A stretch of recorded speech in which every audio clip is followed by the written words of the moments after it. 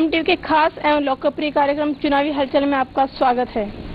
Time TV की team आज पहुंची है खेतरी विधानसभा क्षेत्र में। खेतरी विधानसभा क्षेत्र से टाइम टीवी ने कवर किया है जयपुर, जोधपुर, गंगानगर, नागौर। इन जिलों को कवर करने के बाद हम आज हैं झुंझुनू जिले के खेतरी विधानसभा क्षेत्र में। खेतरी में वर्तमान में विधायक हैं डॉक्टर जितेंद्र सिंह जी, जो कि ऊर्जा मंत्री हैं, सूचना एवं प्रसारण मंत्री है एवं काफी समय से राजनीति में सक्रिय हैं और कांग्रेस पार्टी से बिलोंग करते हैं। वहीं दूसरी ओर खेतरी विधानसभा क्षेत्र से भाजपा में कई दावेदार हैं, लेकिन हमने यहाँ जो सर्वे में पाया है उनमें से प्रबल दावेदारों का अगर नाम आता है तो वो है वीरू सिंह जी पहलवान। दावेदार अपनी दावेदारी ठोक रहे हैं, लेकिन अगर प्रबल दावेदार माना जाए उनमें से सबसे ऊपर जो नाम आता है वो है वीर सिंह जी पहलवान साहब का। आज हम चर्चा करेंगे वीर सिंह जी पहलवान से खेतरी विधानसभा क्षेत्र को लेकर, क्या यहाँ की है समस्याएं, क्या जनता यहाँ के वर्तमान विधायक से संतुष्ट है, अगर नहीं है तो क्यों नहीं, और अगर वो नया चेहरा चाहती है तो किसका चाहती है और क्यों चाहती है। इन्हीं चर्चाओं के साथ हम रूबरू होते हैं वीर सिंह जी पहलवान साहब से। पहलवान साहब, आपका स्वागत है इस कार्यक्रम में। धन्यवाद। पहलवान साहब, जैसा कि मेरा पहला प्रश्न वो होगा कि आपका जो पारिवारिक जीवन है या आपकी राजनीतिक पृष्ठभूमि क्या है, आपने राजनीति कैसे शुरू की? ऐसा है, जहाँ तक पारिवारिक पृष्ठभूमि है मेरी जी, मेरा परिवार, मेरे दो बड़े ताऊ थे, वो भी फ्रीडम फाइटर थे और उनकी भी सजा हुई थी देश की आजादी के लिए। जी। मेरा परिवार मुख्य आर्य समाजी है। जी। हम सिद्धांतिक लोग हैं।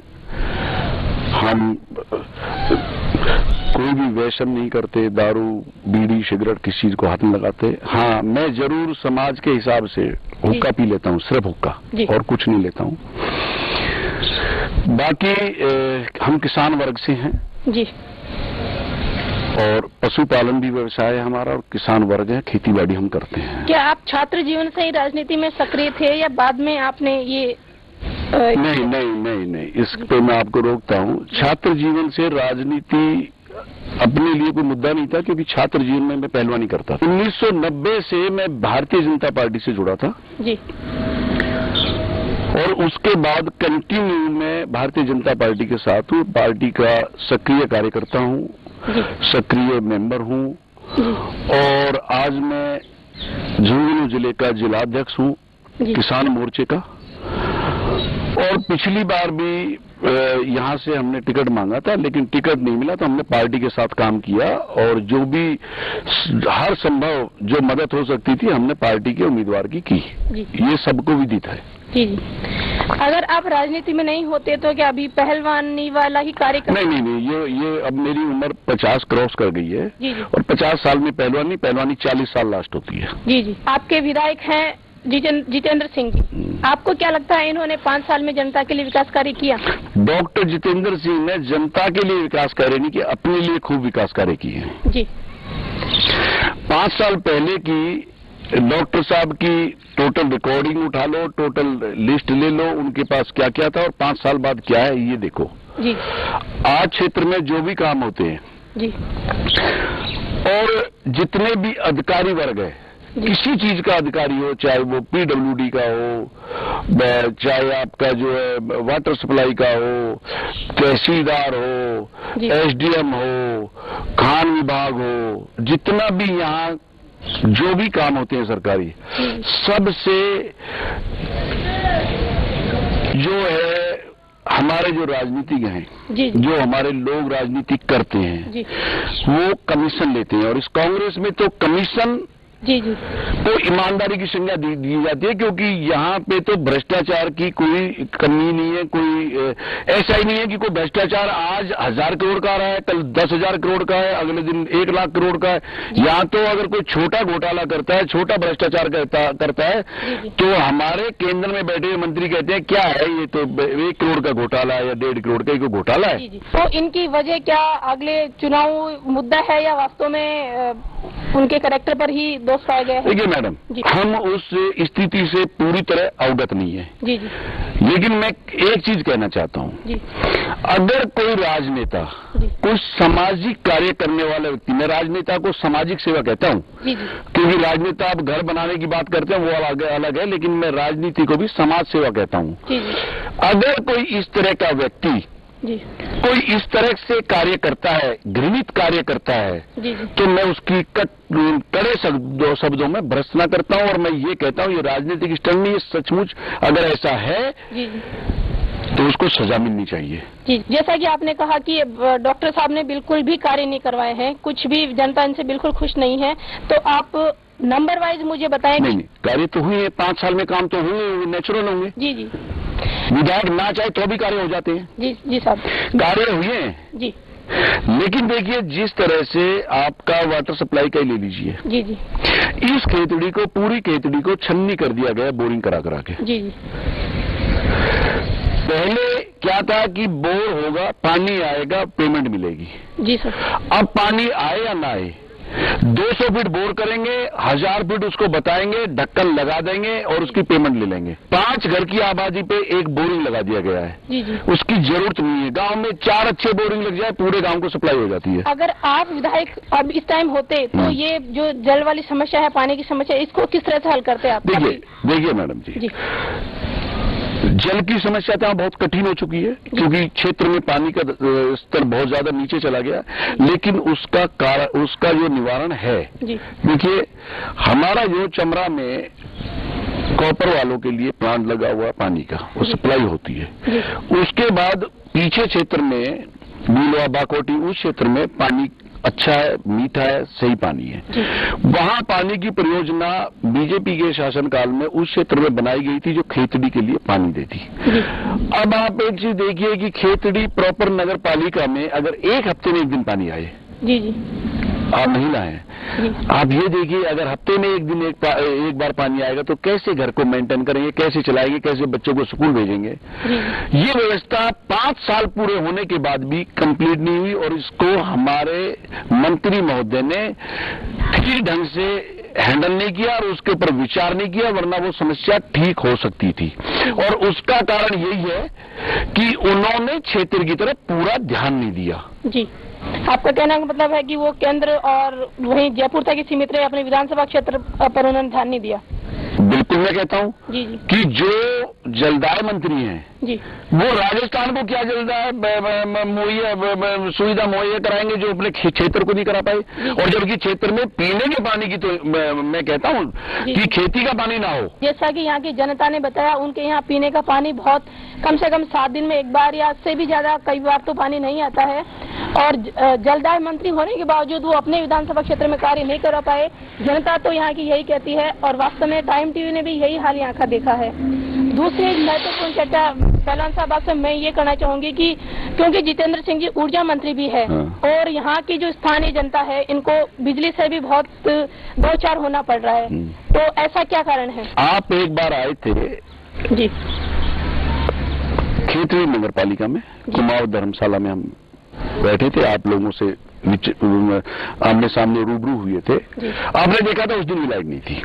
आज आप आए हो इस टाइम पे, आज भी आप देख रहे हो कि कितनी देर आपको होगी, मेरे ख्याल से आपको आधा 1 घंटा हो गया, लेकिन अभी तक भी लाइट नहीं है और लाइट यहाँ रहती नहीं है।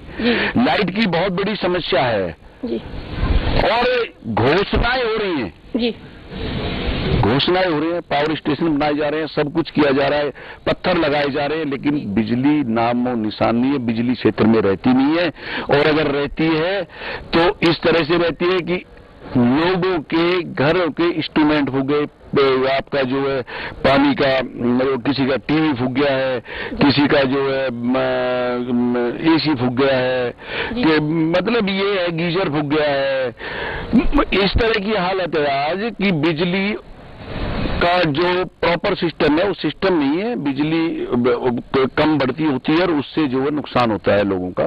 मोटरें पानी की फूक जाती हैं, किसानों को भी नुकसान हो रहा है। ये तो कुदरत की मेहरबानी हुई है कि 2 दिन से मौसम हुआ है, थोड़ा बूंदाबांदी हुई है, जिससे लोगों में सुकून मिल रहा है कि चलो, वरना किसानों को तो पानी की बहुत बड़ी प्रॉब्लम। खेतड़ी विधानसभा क्षेत्र के लोगों से रूबरू हुई तो तीसरी जो समस्या मेन जो इनकी निकल के आई वो ये थी, डंपर यहाँ पे दिन रात चलते हैं और आए दिन यहाँ पे एक्सीडेंट होते रहते हैं। इसका क्या निदान हो सकता था और अगर हो सकता था तो क्यों नहीं हुआ? एक समस्या है जी जी, एक तो समस्या है खनन की जी। मेरा सीधा कहना कि अगर अवैध खनन है जी तो उसको बिल्कुल रोका जाए जी जी। आपका कहने का मतलब है यहाँ पे अवैध खनन चल रहा है मैं इसके बारे में अंदर तक नहीं गया, लेकिन है तो उसको रोका जाना चाहिए। जी जी। नहीं है, जो सिस्टम से है, कानून के अनुसार है, उसको मैं मना नहीं करता हूं, लेकिन अवैध है तो रोकना चाहिए। जी जी। जैसे मुझे पता लगा कुछ अवैध है तो उसको रोका जाना चाहिए। कानून के अंदर है तो भी इसका मतलब ये नहीं कि डंपर आए दिन चले। और मैं उस पे आता हूँ, देखिए आज सिस्टम क्या हो चुका है कि पहले जो हमारे ये डंपर थे ये 250 फीट तक माल लेके जाते थे, फिर बाद में इसको 400 फीट कर दिया गया। जी ठीक है जी। 400 फीट के बाद अब ज्यादा पावर की गाड़ियां आ गई हैं, वो 800 फीट हो गया है। लेकिन इसको तो सरकार रोक ही नहीं पा रही है, बिल्कुल नहीं रोक पा रही है, और मैं इसके पक्ष में भी नहीं हूं। लेकिन मैं ये चाहता हूं कि चलो अगर ओवरलोडिंग नहीं भी रुक रही है, सरकार की कोई मजबूरी भी है, सरकार नहीं भी चाहती है, तो भी इस खेतड़ी नगर पालिका का बाईपास बनना चाहिए, जिससे कि ओवरलोडिंग हैवी व्हीकल खेतड़ी शहर के अंदर से ना गुजरे। पहलवान साहब, पहले जैसा कि 4 साल पहले बीजेपी को सुप्त ही माना जा रहा था, लेकिन जैसे ही वसुंधरा को प्रदेश अध्यक्ष बनाया गया, उसके बाद में क्या वसुंधरा ने क्या क्या कार्य किए हैं बीजेपी? देखिए, अपने लीडरों का बहुत सम्मान करती है जी। हमारी माननीय पूर्व हमारे प्रदेश की मुख्यमंत्री और लोकप्रिय मुख्यमंत्री वसुंधरा जी जैसी अध्यक्ष बनी है, उन्होंने भारतीय जनता पार्टी में राजस्थान प्रदेश में एक जान फूंक दी है। जी जी। आपने देखा होगा जहां भी महारानी साहिबा हमारी पूर्व मुख्यमंत्री जी जहां भी गई हैं, जो सबसे कम भीड़ हुई है जहां पे, वहां पे भी 12 से 15 हजार की भीड़ थी। जी जी। और उसके बाद में भारतीय जनता पार्टी इतनी मजबूत होकर उभरी है और इतनी मजबूती के साथ काम में लग रही है कि मुझे ऐसा लगता है कि कहीं भारतीय जनता पार्टी 130 से 150 के बीच में आ सकती है। जी जी। आपको क्या लगता है, भीड़ मतों में बदल सकती है या? देखिए जी, भीड़ मतों में बदलती है भरोसे से, जो दिखावे की नहीं है। ये भीड़ आपकी राजनीति के बदलाव के लिए है। जी जी। आप कहीं न कहीं ये कहना चाहते हैं कि वर्तमान जो कांग्रेस की सरकार है, उससे प्रदेश की जनता नाखुश है, इसीलिए? देखिए, ये मैं नहीं कह रहा हूँ, ये जनता कह रही है। जी जी। और आप हालात देख रहे हैं। जी जी। इसमें मुझे कहने की जरूरत ही कहाँ पड़ गई? मैं किसी का विरोध क्यों करूँ जब जनता विरोध कर रही है? बिल्कुल। जैसे कि वसुंधरा राजे जी ने यहाँ पे जो स्वराज संकल्प यात्रा पूरे प्रदेश में निकाली है और उसका समापन मोदी जी ने किया है, तो इनसे आने वाले विधानसभा चुनाव में क्या फायदा होगा और कितना कहाँ तक ले पाएगी बीजेपी की सरकार? देखिए, पहलवानी में जब कोई एक अच्छा पहलवान मैदान में आता है, तो जो दूसरा विपक्ष का जो पहलवान होता है, अगर वो कमजोर होता है तो वो कहता है मेरी टांग में दर्द हो गया है, मेरे सर में दर्द हो गया, मेरे को बुखार हो गया, और वो मैदान से हट जाता है बिगर लड़ाई। आपने एक चीज देखी होगी कि राहुल बनाम मोदी जी, मोदी जी बनाम राहुल का फैक्टर था, और कांग्रेस ने जब देखा, कांग्रेस ने ये हार मान चुकी है, बीजेपी को वॉकआउट दे दिया है और राहुल गांधी को मैदान से हटा दिया है। जो उनके चेहरे पहले थे, उन्हीं चेहरों को आगे लाके लड़ेंगे, क्योंकि उनको पता है कि तुम्हारा जो पहलवान है वो बिल्कुल